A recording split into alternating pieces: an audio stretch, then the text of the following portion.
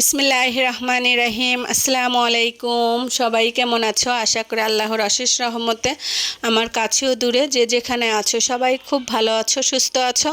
আলহামদুলিল্লাহ, আমিও আমার পরিবারের সবাইকে নিয়ে ভালো আছি। সবাইকে জুম্মা মুবারক জানিয়ে আমি আমার আজকের ভিডিওটি শুরু করলাম। তো আজকে দুপুর থেকে আমি আমার ভিডিওটি শুরু করছি। আর সকালে আজকে নাস্তা খেয়েছি খিচুড়ি। আলহামদুলিল্লাহ, দারুণ মজার সবজি খিচুড়ি খেয়েছি, সেই ভিডিও আর তোমাদের সাথে শেয়ার করা হয়নি। তো এই যে সুপার কর্নারটা আবারও অনেক ময়লা হয়েছে, এটা তো প্রায় ক্লিন করতে হয়। সুপার কর্নারটা ক্লিন করে নিব। আরও আজকে দুপুরে অনেক কাজ আছে, সেগুলো তোমাদের সাথে শেয়ার করব। তো এই যে পাথরগুলো আমি নিজেই ডিজাইন করেছিলাম, এগুলো এখানে রেখে দিলাম। আর এই ক্যাকটাস গাছগুলো সরিয়ে এই জায়গাটাও আমি মুছে নিচ্ছি। আর সবাইকে জানাই আমার পক্ষ থেকে অনেক অনেক ভালোবাসা। যে সকল ভাই আপুরা আমার ভিডিও দেখো এবং আমাকে সুন্দর সুন্দর কমেন্টস করো, তাদেরকে জানাই আমার পক্ষ থেকে অনেক ভালোবাসা। তো এদিকে দুপুরে আমি এই যে চিন্তা করেছি কি রান্না করব। তো আজকে রান্নাটা একটু দেরি করেই করব। তো প্রথমে এই যে পোলাও চালগুলো দেশ থেকে এনেছিলাম, এই চালগুলো অনেক ময়লা জমেছে, তো সেগুলো একটু ময়লা ফেলে দিচ্ছি চালনি দিয়ে চেলে। আর এটা আসলে অনেক দিন যেহেতু হয়েছে চালটা, এভাবে মাঝে সাঝে যদি না চালা যায় তাহলে কিন্তু অনেক পোকা জমে যায়। সেজন্য প্রায় এরকম চালগুলো চেলে নিতে হয়, তাহলে কোনো পোকাও হয় না বা কোনো ময়লাও থাকে না, চালগুলো ফ্রেশ থাকে, ঝরঝরে থাকে। তো এই টিপসটা তোমরা ফলো করে দেখবে, তোমাদের কাজে লাগবে। তো চালগুলো এভাবে চেলে চেলে আমি আবার একটা পাত্রে রেখে দিচ্ছি। তো এই চালগুলো পোলাও চালগুলো চালা হওয়ার পরে আমি এদিকে কিন্তু ভাতের চাল যেই এক বস্তা চাল আনা হয়েছে, সেগুলো আবার আমার মেয়ে, ছোট মেয়ে চালগুলো ড্রামে উঠিয়ে দিচ্ছে। তো আমি বলেছিলাম তোমাদের ভাইয়াকে চালগুলো উঠানোর জন্য। তো এই কাজটা আমার ছোট মেয়েই করছে, আর সে বসে বসে দেখছিল তার মেয়ের কাজ। তো যাই হোক, যেহেতু শুক্রবারের দিন আজকে তোমাদের ভাই একটু বাসায় আছে, সেও আমার কাজে হেল্প করছে। ভালোই লাগে দুজন মিলে একসাথে কাজ করতে। আসলে সবসময় তো বাসায় থাকে না, যখন থাকে যতটুকুই পারে আমাকে হেল্প করে কাজে। আর এই চালের ড্রামগুলো আমি বলে দিলাম জায়গা মতো রাখার জন্য, তো জায়গায় রেখে দিল। তো আমার এই যে শুকনা মরিচ যেটা আমি আদা ভাঙা করে রাখি, তো সেইটাই করছি। আর এরকম আদা ভাঙা করে রাখলে যখন তখন ভর্তা বা যে কোনো পেঁয়াজ মরিচ ভর্তা, যেমন আমরা বেশিরভাগ খিচুড়ি খাই, এটা করতে সুবিধা হয়। তো এদিকে আমার গরম মশলা পাউডারটাও শেষ। তো আমি এই যে প্রায় 1 মাসের বেশি করে গরম মশলা এভাবে গুঁড়ি করে রাখি। তো এই যে শুকনা মরিচগুলো এখন আমি ব্লেন্ড করে নিব। আর এদিকে এই যে দেখতেই পাচ্ছ শুকনা মরিচগুলো আমি এভাবে কিন্তু সবগুলো মরিচের বুটাগুলো ফেলে নিব, ফেলে তারপরে আমি এটা ব্লেন্ড করব। আর মরিচগুলো অনেক মচমচে হয়েছে, ভাজার পর আমি অনেকক্ষণ এভাবে রেখে দিয়েছিলাম, যার জন্য মরিচটা ঠান্ডাও হয়ে গিয়েছে।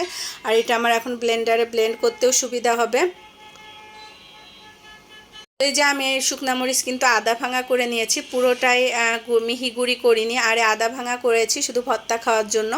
আর আমি বেশি করে শুকনা মরিচ এভাবে গুঁড়ি করে রাখি, তাহলে কিন্তু যখন তখন আমার ভর্তার কাজে লাগবে। তো এই টিপসটা তোমরা ফলো করে দেখবে, তোমাদের কাজে লাগবে। আর এদিকে এই যে গরম মশলাটা অনেক মচমচে হয়ে গিয়েছে, এখানে 3 রকমের মশলা দিয়েছি, জিরা, এলাচ, দারচিনি, এগুলো একসাথে আমি ব্লেন্ড করব। আর যেহেতু বেশিরভাগ গরু মাংসটা আমাদের খাওয়া পড়ে, সেই জন্য গরু মাংস নামানোর আগে কিন্তু এই পাউডারটা দিয়ে নামানোর পরে দেখবে অনেক সুন্দর স্মেল বের হয়, আর গরু মাংসটাও খেতে দারুণ লাগে। তো এই যে দেখতেই পাচ্ছ একেবারে মিহি হয়ে গিয়েছে, আর সুন্দর ভাজার জন্য কিন্তু সুন্দর মিহি হয়েছে। আর এখন আমি এগুলো বক্সে উঠিয়ে রাখবো। আর অনেক দিন পর্যন্ত আমি এই পাউডারগুলো ব্যবহার করতে পারবো, প্রায় 2 মাস আমার হয়ে যাবে, যেহেতু পরিমাণে অনেক হয়েছে। তো এই তো আমার 3 রকমের গুঁড়া মশলা কমপ্লিট, জিরা গুঁড়া, মরিচ আর গরম মশলা। তো এদিকে এই যে আয়নবাবু রেডি হয়ে পড়েছে, সে এখন নামাজে যাবে। তো তাকে রেডি করে তার বোনরা এখন বিদায় দিচ্ছে। তো যাওয়ার সময় আমার ছোটো মেয়ে বলছিল যে ভাইয়া তুমি কিন্তু আজকে আমাদের জন্য আইসক্রিম আনবে। তো সে বলছিল যে ঠিক আছে আইসক্রিম আনবো। তো এদিকে নামাজ শেষ। আর এই যে নামাজ শেষ, আমাদের মসজিদের সামনে আজকেও কিন্তু অনেক কিছু এসেছে। তো সবাই নামাজ পড়ে এখন বের হচ্ছে, সবাই কেনাকাটা করছে, কেউ বাজার করছে, কেউ ফ্রুট কিনছে। তো ওই যে আমার ছেলে আর তোমাদের ভাইয়া আইসক্রিম কিনছে। আর এই যে দেখো মাশাল্লাহ আকাশটা কত সুন্দর, মেঘ ঘুরে বেড়াচ্ছে, দেখতে কিন্তু বেশ ভালো লাগছে, আমার কাছে আকাশ খুবই ভালো লাগে। আর এই তো আমাদের এই যে টুনাটুনিকে এখন গোসল করাতে হবে। তো টুনির কাছেই যাচ্ছে না, আর টুনি টোনাকে তো ওর কাছে আসলে কামড়িয়ে দিচ্ছে।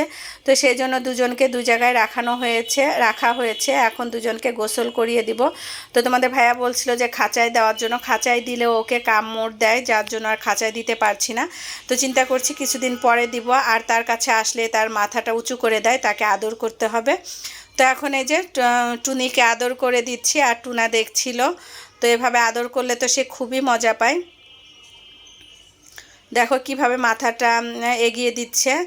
আর এদিকে আমার ছোটো মেয়ে বড় মেয়ের মাথায় একটা হেয়ার প্যাক দিয়ে দিচ্ছিল। দুই বোনের ভালোবাসা, আসলে বোন নেই, বুঝবো কি করে বোনদের ভালোবাসা কেমন হয়। তো ওদের এই খুনসুটিগুলো আমার খুবই ভালো লাগে। তো এদিকে আমার ছেলে চলে এসেছে আইসক্রিম নিয়ে, তার বাবার হাত থেকে নিয়ে আমাকে দিবে। তো এই যে বাবা ছেলে একসাথে নামাজ পড়ে আসলো, ম্যাচিং ম্যাচিং পাঞ্জাবি পরে, মাশাল্লাহ দিলে খুব সুন্দর লাগছিল দুজনকে। সবাই দোয়া করবে। তো এই যে আমরা এখন আইসক্রিম খাচ্ছি। তোমাদের ভাইয়া এসে ড্রেস চেঞ্জ করে, আমার ছেলের ড্রেস চেঞ্জ করে এখন আমরা 5 জন মিলে আইসক্রিম খাচ্ছি। তো আম্মুর জন্য আনা হয়েছে, আম্মু এখন খাবে না, আম্মু নামাজ পড়ে তারপরে খাবে। তো এদিকে আমরা এই যে 4 জন আইসক্রিম খাচ্ছি। আমার ছেলে চিপস খেয়েছে, সে আইসক্রিম খাবে না। তো আইসক্রিম খেয়ে এখন এই যে টোনাটুনিকে গোসল করাচ্ছি। প্রথমে টোনাকে গোসল করানো হয়েছে, এবার টুনিকে দিচ্ছি। টুনির খাঁচাটা অনেক বড় আর প্রচুর ভারী, এই খাঁচাটা টানতে আসলে আমার প্রচুর কষ্ট হয়। আর টুনার খাঁচাটা একটু ছোট আছে আর অনেক পাতলা। তো এই যে তাদের গোসল করার পরে অবস্থা, গোসল করিয়ে খাঁচা পরিষ্কার করে দিয়েছি। তো আজকে যে প্রায় 5 কেজি গরুর গোশ রান্না করব। তো সলিড গোশগুলো আমি আলাদা করে রাখছি। আর এই সলিড গোশ দিয়ে আজকে আমি একটু শুটকি দিব, গরুর গোশের শুটকি। তো এই যে দেখতেই পাচ্ছ একদম সলিড গোশ। আর এটা হলুদ দিয়ে আমি সিদ্ধ করে তারপরে এটা আমি শুটকি তৈরি করব। আর কিভাবে শুটকিটা তৈরি করি সেটাই তোমাদের সাথে শেয়ার করব।